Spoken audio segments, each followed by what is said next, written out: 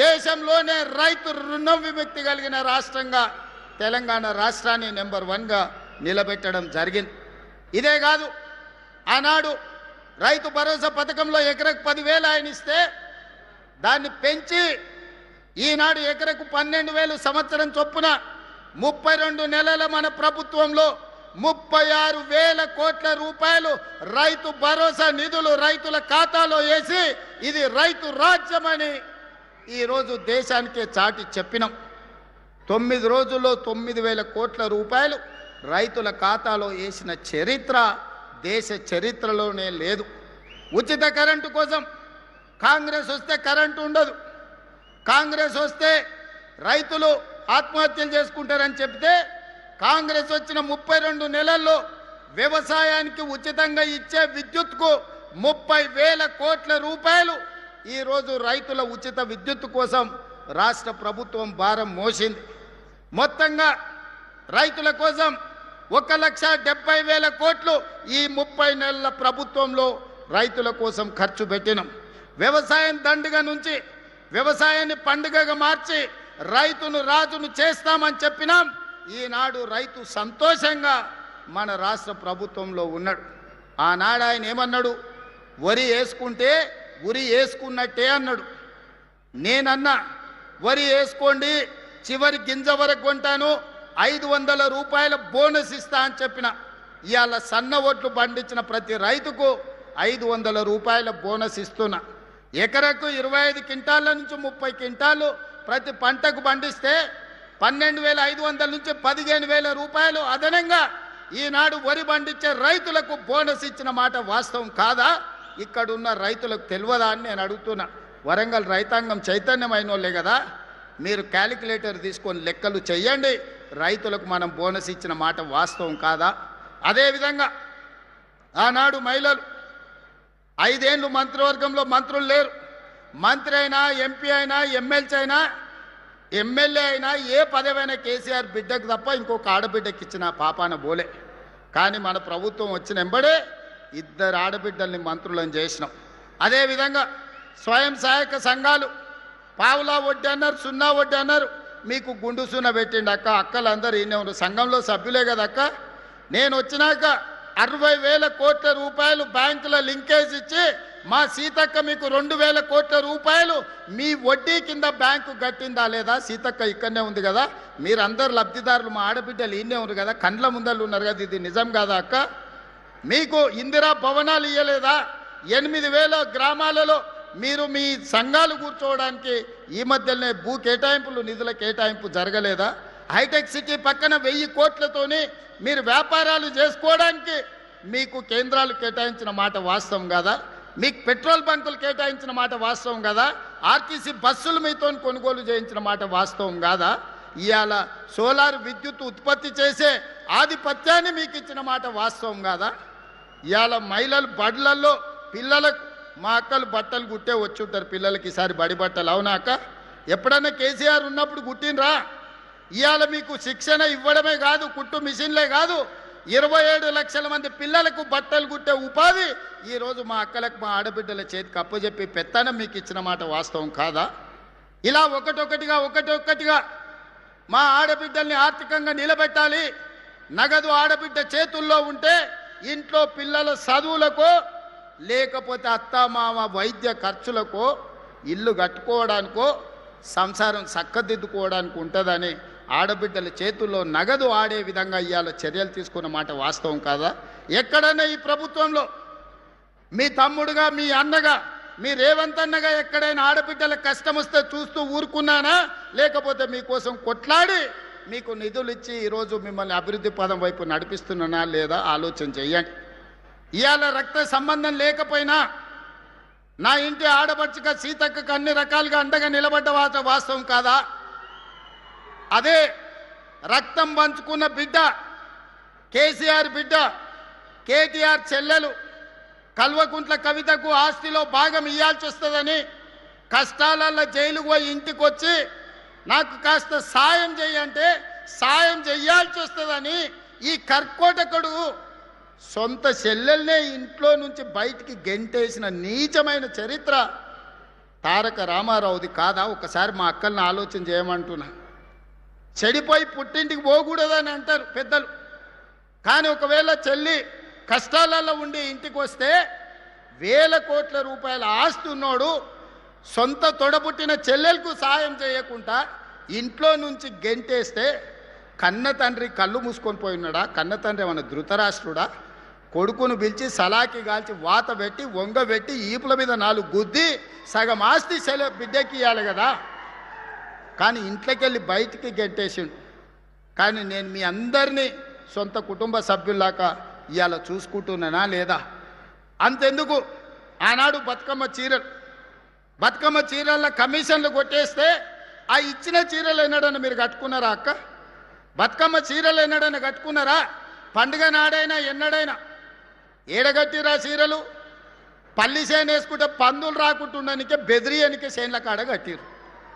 మొక్కజొన్నలు వేసుకుంటే పక్షులు తినకుంటుండనికే వాటిని బెదిరించనికే చీరలుగా ఆ చీర తీసుకుపోయి కట్టిరు. ఎన్నడన్నా ఒంటి మీద మా ఆడబిడ్డలు కట్టుకుర్రా? మరి ఇవాళ మీ సోదరుడు ఇందిరమ్మ చీరలు ఇస్తే, పాలపిట్ట రంగు చీరలు ఇస్తే వేలాది పాలపిట్టలు ఈ మీటింగులు వచ్చినాడు. మా అక్కలందరూ ఆ చీర కట్టుకొని వచ్చారు. మీ తమ్ముడు పండుగ పూట మీకు పెట్టిన సారే కాదా ఈ చీర? ఈరోజు మీరు ఆశీర్వదించడానికి వచ్చిందంటే ఇంతకంటే నాకు మనసులో ఆనందం ఏముంటుంది? సోదరుడిగా నేను మీకు పెట్టిన చీరను సారె కింద భావించి ఈరోజు వేలాది మంది చీర కట్టుకొని మీరు ఇక్కడికి వస్తే నా ఆలోచన, మా సీతక్క విధానం ఈరోజు మీకు సహాయంగా నిలబడ్డ వాస్తవం కాదా? ఇదే కాదు, నిరుద్యోగ యువకులను ఇవాళ రెచ్చగొట్టాలని చూస్తున్నారు. ఉద్యోగ ఉపాధి నోటిఫికేషన్ల గురించి మాట్లాడుతున్నారు. ధర్నాలు నిరసనలు చేయమంటారు. 10 ఏళ్ళు ఉద్యోగాలు ఇవ్వలే. నోటిఫికేషన్లు ఇస్తే ప్రశ్న పత్రాలు బజార్లలో పల్లి బఠానీలలాగా అమ్ముకున్నారు. కోట్ల రూపాయలు సంపాదించుకున్నారు. పిల్లల ప్రాణాలు పోయినాయి. 10వ తరగతి పరీక్షలు నిర్వహించలేకపోయినారు. 12వ తరగతి పరీక్షలు నిర్వహించిన తప్పుడు విధానాలతో 27 మంది పిల్లలు ఆత్మహత్యలు చేసుకున్నారు. ఇక పబ్లిక్ సర్వీస్ కమిషన్ గ్రూప్ 1 పరీక్షలు అయితే 100 కోట్ల రూపాయలు సంపాదించుకున్నారు.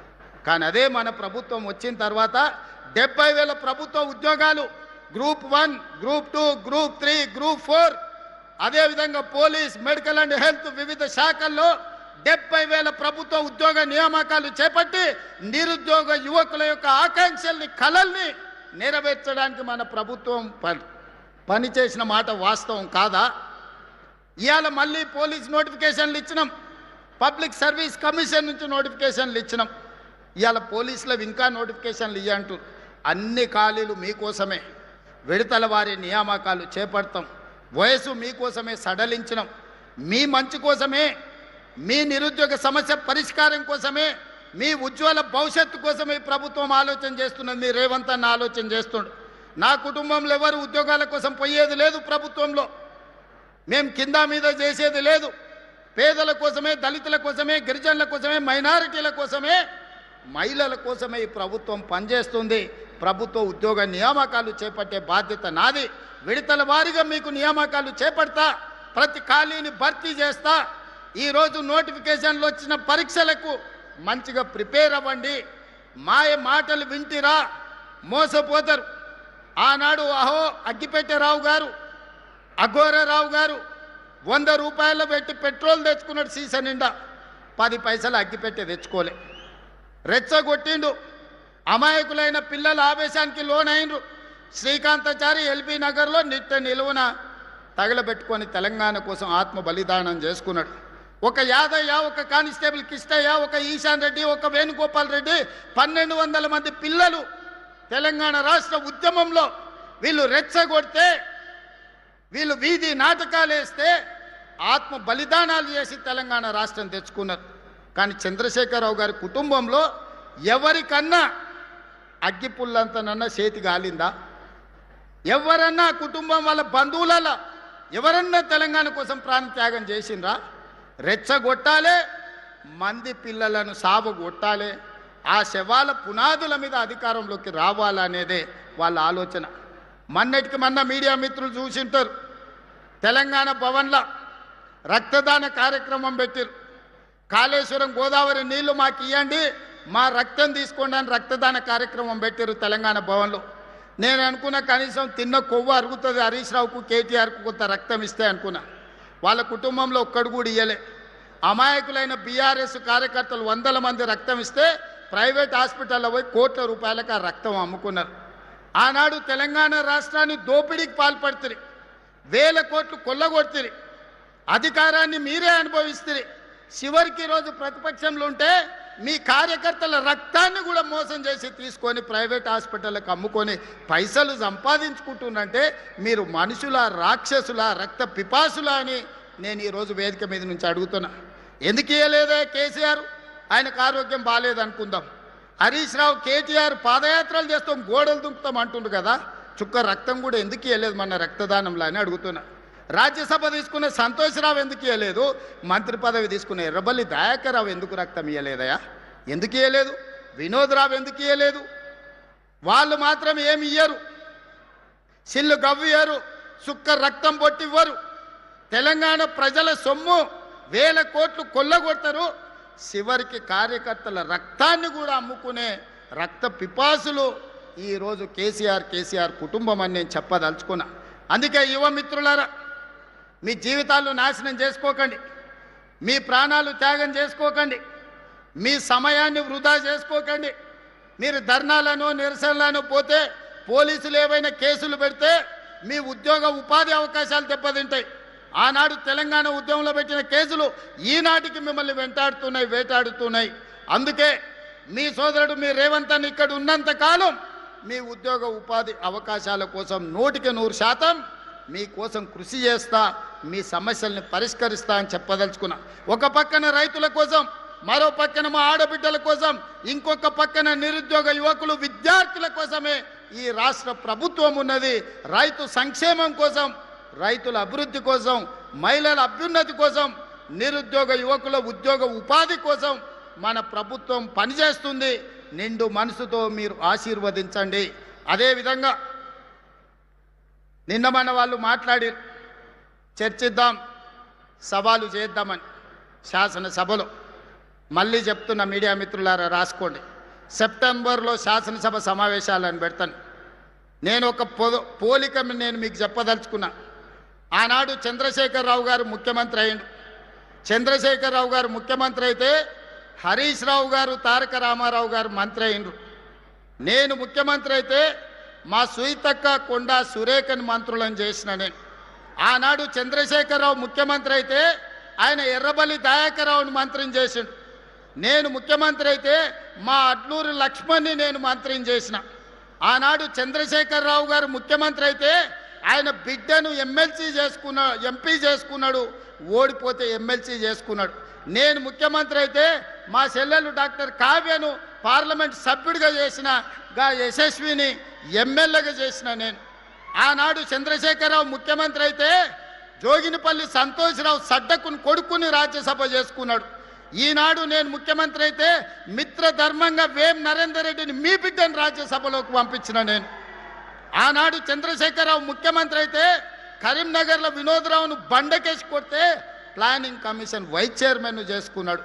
నేను ముఖ్యమంత్రి అయితే తెలంగాణ ఉద్యమ కారకుడు, పొలిటికల్ జేఏసీ చైర్మన్ కోదండరామ్ గారిని నేను ఎమ్మెల్సీ చేసిన. ఇవాళ మీరు పోల్చుకోండి, చూడండి. చంద్రశేఖరరావు చేసింది ఫ్యామిలీ జస్టిస్ అయితే నేను చేసింది సోషల్ జస్టిస్. చంద్రశేఖరరావు గారు ముఖ్యమంత్రి అయితే ఆయన కొడుకును కేటీఆర్ను కార్యనిర్వాహక అధ్యక్షుడిని చేసుకున్నాడు. నేను ముఖ్యమంత్రి అయితే మా సోదరుడు మహేష్ గౌడ్ను సోషల్ జస్టిస్లో కాంగ్రెస్ పార్టీ అధ్యక్షుడిని చేసిన.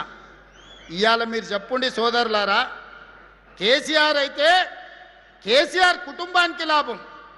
అదే కాంగ్రెస్ పార్టీ అధికారంలోకి వస్తే బీసీలకు, ఎస్సీలకు, ఎస్టీలకు, మైనారిటీలకు మీ కుసూర్ పాషా ఈరోజు ఒక బలమైన బాధ్యతలు ఉన్నాడు. ఒక అజరుద్దీన్ ఈరోజు ఒక మంత్రిగా రాణిస్తున్నాడు. అందుకే ఈనాడు నేను స్పష్టంగా సవాల్ విసురుతున్నా.